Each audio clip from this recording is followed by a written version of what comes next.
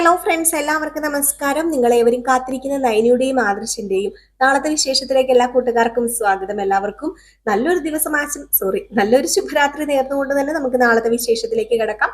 അതിനു മുമ്പായിട്ട് ആരെങ്കിലും നമ്മുടെ ഈ ചാനൽ ആദ്യമായിട്ട് കാണുന്നുണ്ടെങ്കിൽ ഇതുവരെ സബ്സ്ക്രൈബ് ഒന്നും ചെയ്തു വെച്ചിട്ടില്ല എങ്കിൽ തീർച്ചയായിട്ടും ഒന്ന് സബ്സ്ക്രൈബ് ചെയ്തു വെച്ചോളൂ കേട്ടോ. അതിനോടൊപ്പം മാക്സിമം എല്ലാവരും നമ്മുടെ വീഡിയോ ഇഷ്ടപ്പെടുകയാണെങ്കിൽ ഒരു ലൈക്കും കൂടി അടിച്ചിട്ടേ പോകാവുള്ളത്.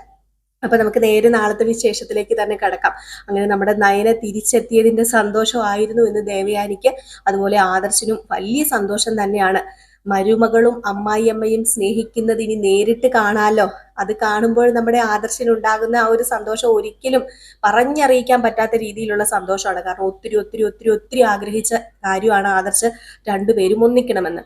പക്ഷേ നമ്മുടെ ജലജ അങ്ങനെ അടങ്ങി ഒന്നും ഇരിക്കുകയല്ല കേട്ടോ. നമ്മുടെ ജലജയ്ക്ക് ആകെ ഒരു പ്രതീക്ഷയായിരുന്നു ഇനിയിപ്പൊ നവ്യനെ തിരിച്ചു കൊണ്ടുവരണ്ട എന്നുള്ളത്.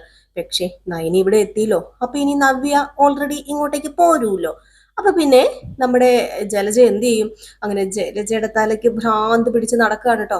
എങ്ങനെയെങ്കിലും നവ്യനെ അവിടെ തന്നെ നിർത്തണം, ഇങ്ങോട്ടേക്ക് കൊണ്ടുവരരുത് എന്നുള്ള രീതിയിൽ തന്നെയാണ് നമ്മുടെ ജലജ മുന്നോട്ടേക്ക് പോകുന്നത്.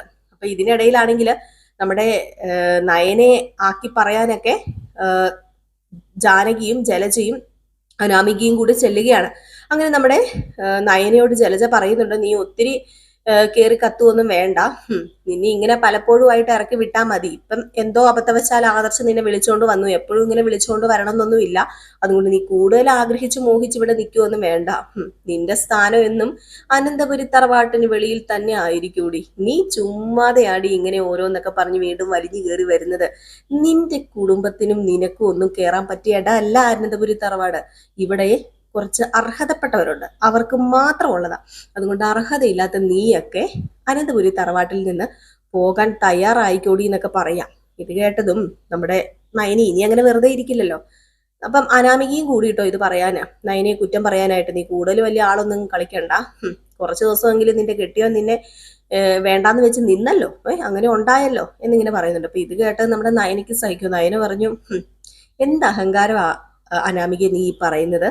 നീ എന്റെ ഭർത്താവിന്റെയും എന്റെയും ബന്ധത്തെക്കുറിച്ച് പറയാതെ നീ നിന്റെ ഭർത്താവിന്റെ ബന്ധത്തെക്കുറിച്ച് നിന്റെ ബന്ധത്തെക്കുറിച്ച് നീ ഒന്ന് വ്യാകുലയായിട്ട് ചിന്തിക്കാൻ നോക്ക്, നിങ്ങളുടെ ജീവിതത്തെക്കുറിച്ച് ചിന്തിക്കാൻ നോക്ക്.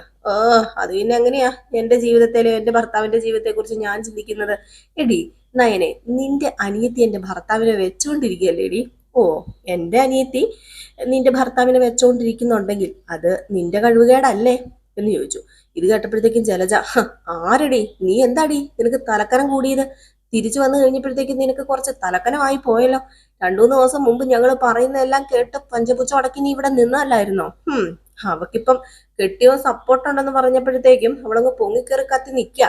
ഞാൻ നിന്നോട് പറഞ്ഞു, ദേ അനാമിക മോളെ ഒന്നും പറയണ്ട നീ. അനാമിക മോളെ എന്തെങ്കിലും പറയാൻ അർഹതയുണ്ടെങ്കിൽ അത് ഇവിടെ എനിക്കും അതുപോലെ തന്നെ ജാനകിക്കും പിന്നെ എന്റെ ഏടത്തിക്കും ഒക്കെ തന്നെയാ.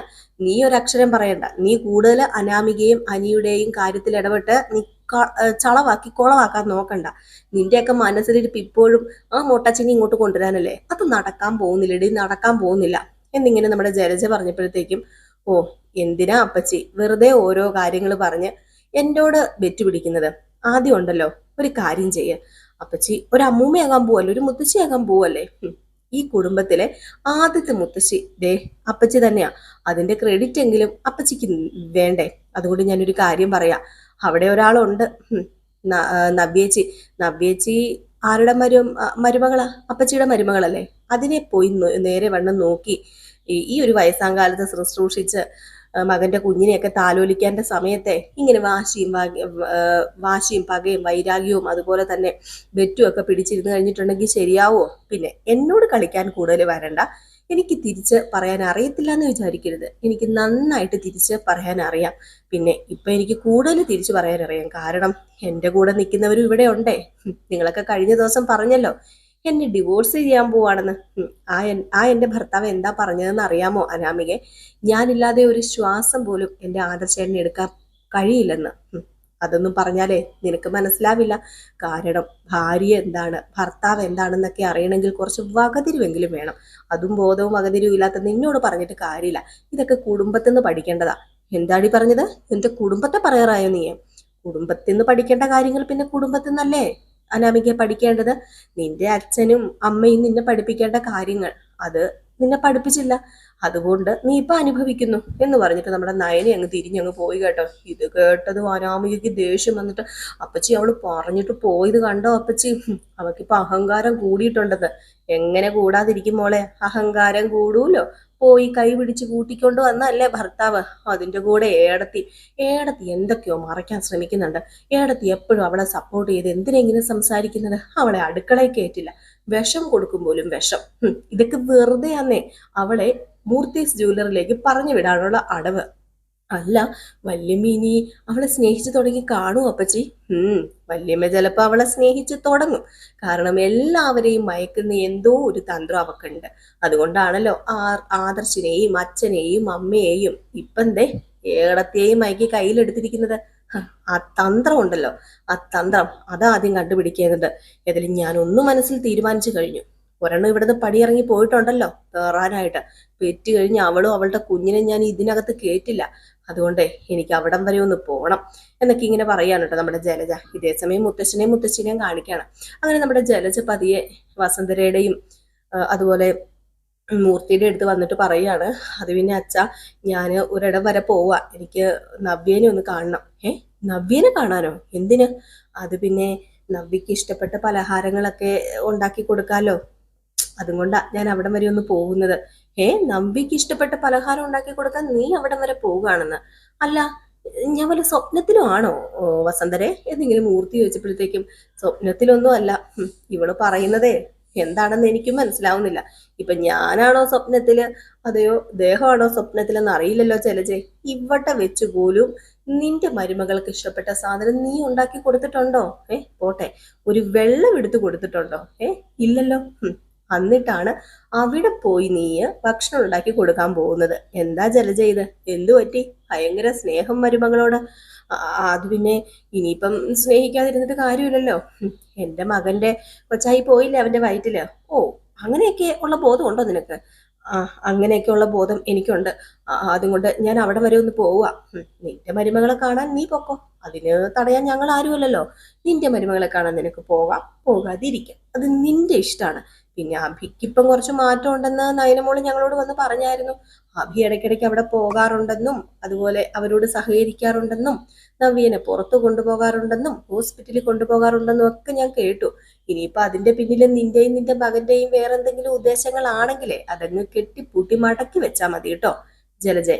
പിന്നെ നീ ഇപ്പം പോകാൻ ഇറങ്ങിയതല്ലേ നിന്റെ മരുമകളെ കാണാൻ വേണ്ടി. ഏതായാലും പൊക്കോ എന്ന് പറഞ്ഞു. ജലജയാണെങ്കിൽ മനസ്സിൽ എന്തൊക്കെയോ വിചാരിച്ചിട്ടാട്ടോ പോകുന്നു. അവിടെ ചെന്നിട്ട് നമ്മുടെ നവ്യക്കിട്ടൊരു എട്ടിന്റെ പണി തന്നെ കൊടുക്കണം. നവ്യക്ക് ആ കുഞ്ഞ് പിറക്കാൻ പാടില്ല. ആ കുഞ്ഞ് പിറന്നു കഴിഞ്ഞിട്ടുണ്ടെങ്കിൽ അറിയാം, കുഞ്ഞ് പിറന്നാൽ നമ്മുടെ അഭി ലോക്കാണ് എന്നറിയാം. പക്ഷെ അതിനു മുമ്പ് തന്നെ നമ്മുടെ അഭി ഇപ്പൊ ലോക്കായിരിക്കുകയാണെന്ന് ജലജയ്ക്ക് അറിയില്ലല്ലോ. അനഘയുടെ കുട്ടി നമ്മുടെ അഭിക്കുണ്ട്. അപ്പൊ ആ ഒരു രീതി ലോക്കായിട്ടിരിക്കുകയാണല്ലോ. ഏതായാലും ഈ സമയത്ത് നമ്മുടെ വസന്തരയും മുത്തശ്ശനും കൂടെ പറയുന്നുണ്ട് കേട്ടോ, അവളെ ഒന്ന് സൂക്ഷിക്കാൻ വേണ്ടി പറയണം നയനമോളോട്. കനകയോട് വിളിച്ച് പറയണം നയനമോളോട്. അവൾ അവിടെ ചെന്നിരിക്കുന്ന ഉദ്ദേശം എന്താണെന്നൊന്നും നമുക്ക് അറിയില്ലല്ലോ, അപ്പോൾ ഒന്ന് സൂക്ഷിക്കാൻ പറഞ്ഞേക്കണമെന്ന്. ഏതായാലും ഈ സമയത്ത് നേരെ നമ്മുടെ ജലജ നന്ദാവനത്തിലേക്ക് ചെല്ലുകയാണ്. അങ്ങനെ നന്ദാവനത്തിലേക്ക് ചെന്നതും നമ്മുടെ കനക, ഇതാരാ വരുന്നത്? കേറി വാ, ഇത് അബിയുടെ അമ്മയാണല്ലോ. എന്തു പറ്റി? ഇങ്ങോട്ടേക്കുള്ള വഴിയൊന്നും മറന്നിട്ടില്ലല്ലേ? എങ്ങനെ മറക്കാതിരിക്കും? അങ്ങനെ മറക്കാൻ പറ്റില്ലല്ലോ കനകെ. ഏതായാലും എന്റെ മരുമകൾ ഇവിടെ ഉണ്ടല്ലോ, എന്റെ മകന്റെ ഭാര്യ, എന്റെ മകന്റെ ഭാര്യയുടെ കൊച്ചും അവളുടെ വയറ്റിലുണ്ടല്ലോ. ആ സ്ഥിതിക്ക് പിന്നെ ഞാൻ ഓർത്തിങ്ങോട്ട് പോന്നേക്കാന്ന്. പിന്നെ എന്റെ മകൻ പണ്ടത്തെ പോലെയൊന്നും അല്ല, ഇപ്പൊ അവളുടെ പുറകെ വാലാട്ടി നടക്കുകയാണല്ലോ. അപ്പൊ പിന്നെ ഇനി ഞാനായിട്ട് എന്തിനാ വാലാട്ടാതിരിക്കുന്നത്? ഇനിയിപ്പൊ ആദർശിനെ പോലെ ആയി പോയാലോ അവന്. അതുകൊണ്ട് പിന്നെ ഞാൻ ഓർത്തു ഇനിയിപ്പൊ വാശിയും വൈരാഗ്യം ഒക്കെ കളയാന്ന്. അല്ല, എന്തിയെ നവ്യ എന്തിയെ എന്ന് പറഞ്ഞ് ഇപ്പൊ നവ്യ ഇറങ്ങി വന്നിട്ട്, ഇതാര്? അമ്മായിയമ്മ എന്ത് ഈ വഴിയൊക്കെ? എന്താ അഭിയേട്ടൻ പറഞ്ഞിട്ട് വല്ലതും ഇറങ്ങിയതാണോ, അതോ സ്വന്തം ഇഷ്ടപ്രകാരമാണോ, അതോ ഇനിയിപ്പോ വേറെ എന്തെങ്കിലും ഉദ്ദേശമുണ്ടോ? എന്റെ പൊന്നു നവ്യ, എനിക്ക് വേറെ ഒരു ഉദ്ദേശമില്ല. ഞാൻ വന്നത് എന്റെ മരുമകളെ കാണാൻ വേണ്ടി തന്നെയാ. എന്റെ മകൻ മാറി, ഇനിയിപ്പൊ ഞാനായിട്ട് എന്തിനാ മാറാതിരിക്കുന്നത്? ഏതായാലും ഈ സമയത്ത് നമ്മുടെ കനകയും ഗോവിന്ദനും സംസാരിക്കുന്നുണ്ട്. അപ്പൊ കനക പറയുന്നുണ്ട്, എന്തോ ഉദ്ദേശമുണ്ട് ഗോവിന്ദേട്ട, അല്ലാതെ ഇങ്ങോട്ടേക്ക് ഒരു ചാൻസും ഇല്ല അവള് വരാന്. അപ്പം സൂക്ഷിക്കണം എന്ന് നമ്മുടെ ഗോവിന്ദനും പറയുന്നുണ്ട് കേട്ടോ. അപ്പൊ ഇത് കഴിഞ്ഞ് കിച്ചണിൽ കയറി ഓരോ പലഹാരങ്ങളൊക്കെ ഉണ്ടാക്കാൻ വേണ്ടി നമ്മുടെ ജലജ നിൽക്കുകയാണ്. ഇത് കണ്ടിട്ട് നമ്മുടെ കനകയും അടുത്ത് നിൽപ്പുണ്ട്. അപ്പം കനക മാറുന്നില്ല, അടുക്കള തന്നെ നിൽക്കുക. അപ്പോഴത്തേക്ക് നമ്മുടെ ജലജ പറയുന്നുണ്ട്, കനക ഇതൊക്കെ ഞാൻ ഉണ്ടാക്കിക്കോളാം. ഉണ്ടാക്കിക്കോ, കുഴപ്പമില്ലെന്നേ. പക്ഷേ ഇതൊക്കെ കണ്ടോണ്ട് എനിക്ക് നിന്നെ പറ്റൂ. കാരണം ഇതുണ്ടാക്കുന്നതേ എൻ്റെ മോളുടെ അമ്മായിയമ്മയല്ലേ. അപ്പൊ അതുകൊണ്ട് ഇനിയിപ്പൊ ഇതിനകത്ത് വല്ലതും ചേർത്താലോ, എൻ്റെ മോൾക്ക് ആപത്ത് സംഭവിക്കാനോ, അല്ലെങ്കിൽ ഇനി എൻ്റെ മോളുടെ ഗർഭം അലസിപ്പോകാനോ. അല്ല ജലജയോട് പറയാൻ പറ്റില്ല കേട്ടോ. എന്താ നിങ്ങൾ ഇങ്ങനെയൊക്കെ പറയുന്നത്? ഞാൻ ഒരിക്കലും അതിനു വേണ്ടിയൊന്നും അല്ല വന്നത്.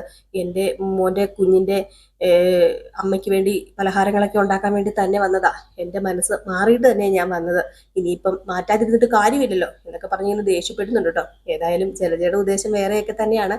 അപ്പൊ നമുക്ക് കാത്തിരുന്ന് തന്നെ കാണാം എന്തൊക്കെയാണ് സംഭവിക്കാൻ പോകുന്നത്. അപ്പൊ എല്ലാവരും കാത്തിരിക്കുക. നമ്മളിപ്പോ പറഞ്ഞത് പ്രമോ വിശേഷമാണ് കേട്ടോ. അപ്പൊ ഫുൾ വിശേഷവുമായിട്ട് നാളെ രാവിലെ നമുക്ക് കാണാം. പിന്നെ നമ്മൾ ചെറിയൊരു ബിസിനസ് തുടങ്ങിയായിരിക്കും നിങ്ങളോട് പറഞ്ഞായിരുന്നു. അപ്പോൾ ഒന്നുകൂടി ഓർമ്മിപ്പിക്കുകയാണ്, നമ്മൾ കുറേശ്ശെ കുർത്തീസും സാരീസൊക്കെ ഇട്ട് തുടങ്ങിയിട്ടുണ്ട്. ഇഷ്ടപ്പെടുകയാണെങ്കിൽ തീർച്ചയായിട്ടും പർച്ചേസ് ചെയ്യണം കേട്ടോ. അപ്പോൾ വാട്സപ്പ് നമ്പർ നമ്മൾ കൊടുക്കുന്നുണ്ട്. വാട്സപ്പ് വഴിയാണ് നമുക്ക് പർച്ചേസ് ചെയ്യാനാവുന്നത്. അപ്പം നിങ്ങൾ വാട്സപ്പിൽ സ്ക്രീൻഷോട്ട് എടുത്തിട്ട് മെസ്സേജ് അയച്ചാൽ മതി കേട്ടോ. അപ്പോൾ എല്ലാവരും കാത്തിരിക്കുക. എല്ലാവർക്കും വീണ്ടും നല്ലൊരു ശുഭരാത്രി നേർന്നുകൊണ്ട് നിർത്തുന്നു. Tata, bye bye. ലൈക്ക് അടിച്ചിട്ട് ഓടേ.